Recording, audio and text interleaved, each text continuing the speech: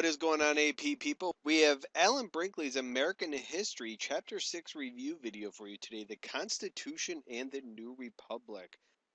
So let's get going. Alright, so we're going to talk about the Constitution here. We need to keep in mind that many Americans championed or favored or advocated, that's an AP word you'll see a lot of multiple choice questions, by the way, advocated, which means favored. They want a new, strong central government. They realize that the Articles of Confederation simply are not working. One of the instances that helps demonstrate this is the Newburgh Conspiracy. We have military members from the American Revolution who are upset about not receiving their pensions. And they were ready to rebel, but George Washington is able to help prevent the rebellion. He talks to them and convinces them not to rebel. So there's good old George. And they're upset with the Articles of Confederation. Remember, a major weakness of the Articles of Confederation is the lack of ability to tax. They could ask states for taxes, but most states were like, no, we're not going to give you money. So then in 1786, we have a very important convention called the Annapolis Convention. This meets in Annapolis. And 5 states show up, and the purpose of this was to discuss commerce, how to improve commerce or trade between the states. It essentially is a huge failure, but this guy, Alexander Hamilton, gains a promise to meet the following year in Philadelphia to revise the Articles of Confederation. So the Annapolis Convention is important because it helps set up the Constitutional Convention the following year. And keep in mind, Shays' Rebellion had just happened, and this helped people demand a strong central government. They realized how weak the government was. So at the Constitutional Convention, there are 55 delegates from 12 states. Rhode Island does not show up because it is a small state, and they're afraid of being outnumbered, and they're afraid of a strong central government. So some key players that you need to know. We have George Washington. He is elected president of the convention. Edmund Randolph is from Virginia, and he is the guy who proposes the 3 branches of government, and he gets those ideas from Baron de Montesquieu. The major issue at the Constitutional Convention will be the issue of representation. So how will states be represented in Congress? Well, there's a couple different plans. Know them by name and what states would support them, meaning are they big states or small states, population-wise. The first one is called the Virginia Plan by James Madison, and he proposes a bicameral, which simply means a 2-house legislature, and he thought both houses should be based on population. William Patterson from New Jersey issued something called the New Jersey Plan or the Small State Plan.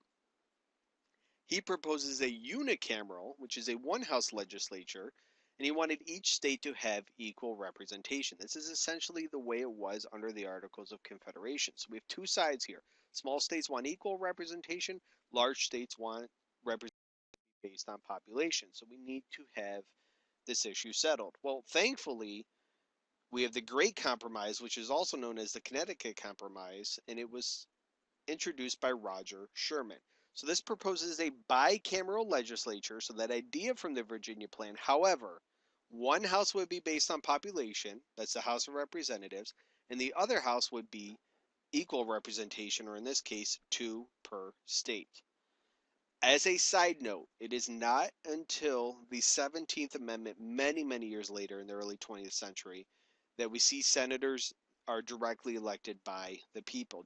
In the original Constitution, senators were to be elected by state legislatures, not by popular vote. That does not happen until much later.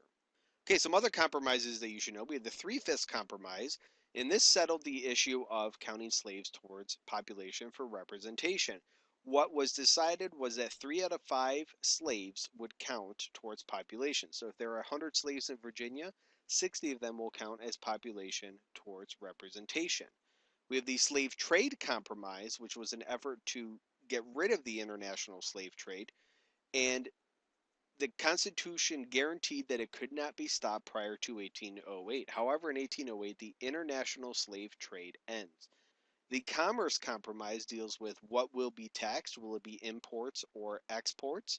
And Congress, and what it says is Congress can tax imports by putting on tariffs, which is a tax on foreign goods, but they cannot tax exports.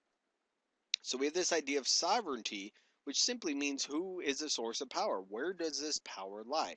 Well, James Madison, who was considered the father of the Constitution, said that the power really lies with the people. So that we also have the Supremacy Clause, which says that the Constitution would be the supreme law of the land. And this is going to be a battle in the years to come Who really has all the power? Is it the states or is it the federal government?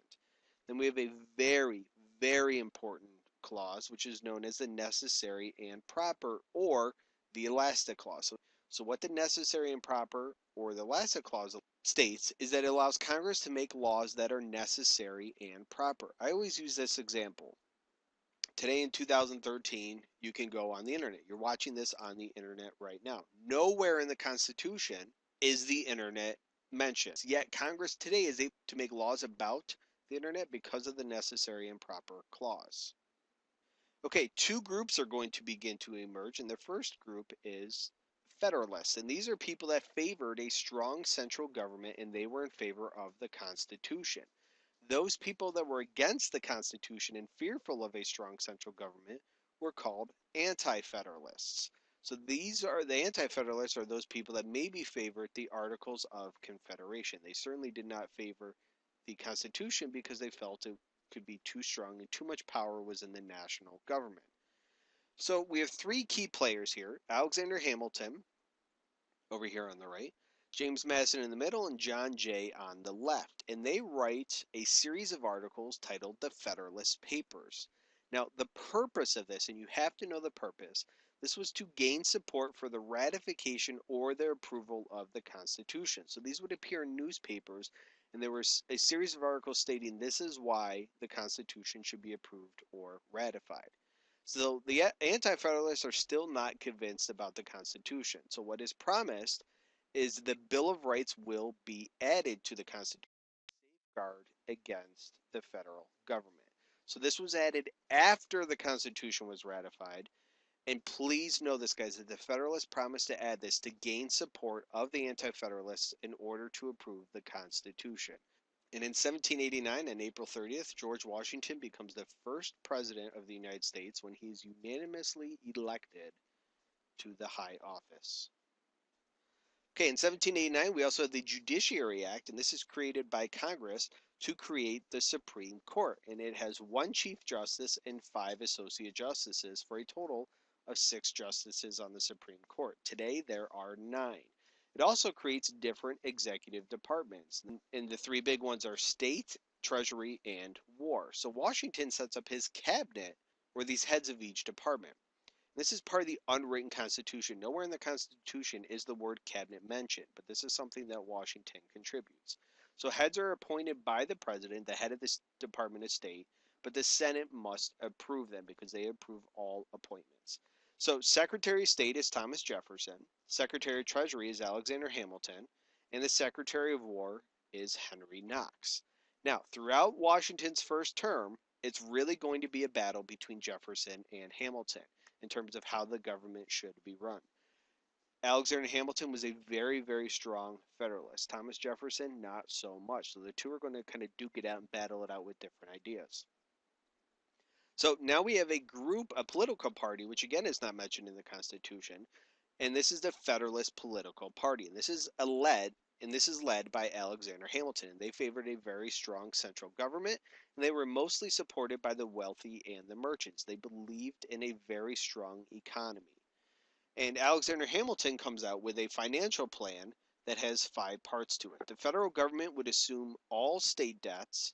The federal government would pay off all debt at full face value, and this means funding at par. So if they owed $100, they would pay $100 plus interest.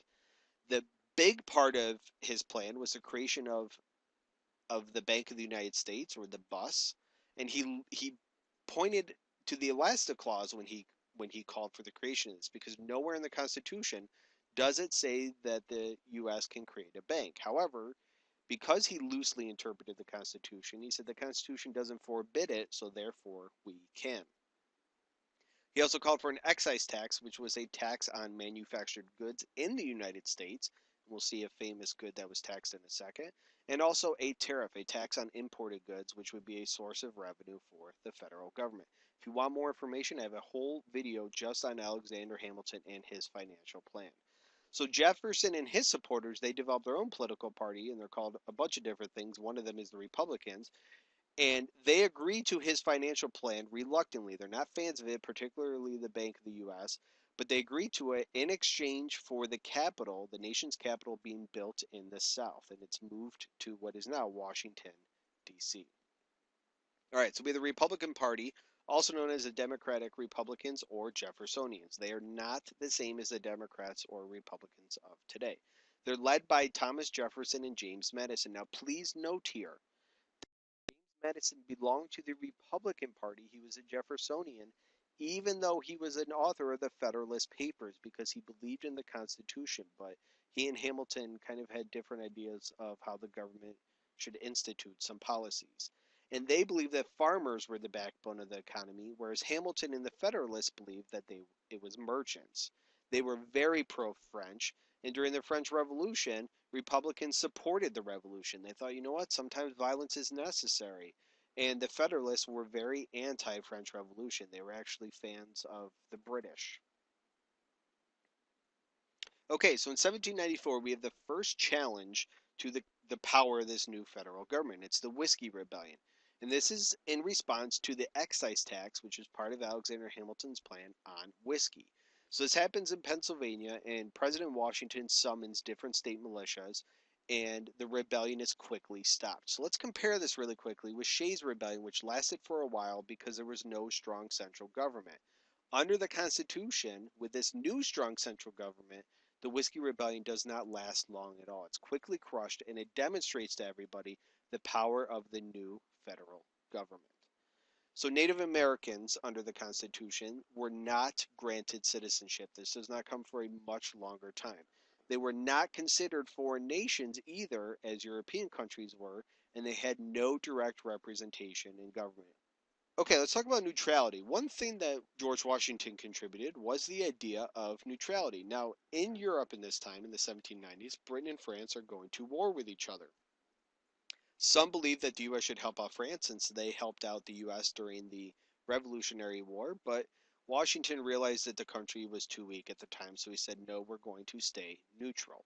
We have a French diplomat that comes to the United States, does not check in with the federal government as he should, and he urges Americans to go to war against Britain. So he's trying to cause a little stir here. And this is known as the Sedition Affair, or Gannett. I don't know which pronunciation it is. I'm terrible at pronunciations if you haven't figured that out yet. We also have Jay's Treaty, which was a treaty signed by John Jay, who is the first Chief Justice at this time, and it's a treaty with Britain. So the U.S. hoped to improve relations with Britain, mostly so they can trade. So the U.S. receives compensation for damaged ships. Britain was damaging some ships, taking them over, destroying them, using impressment on American merchants. So Jay goes over to Britain to try to smooth things over. The U.S. does get money, and they also get a promise from Britain that they will leave posts or forts. Now, you may be thinking to yourself, didn't they promise to leave these forts before? Yes, they did. In the Treaty of 1783, which ended the Revolutionary War, the British promised to leave different forts, most notably forts like Fort Niagara, and they still did not. And they don't do it even after Jay's Treaty. So this is the second time they say they will, and they don't.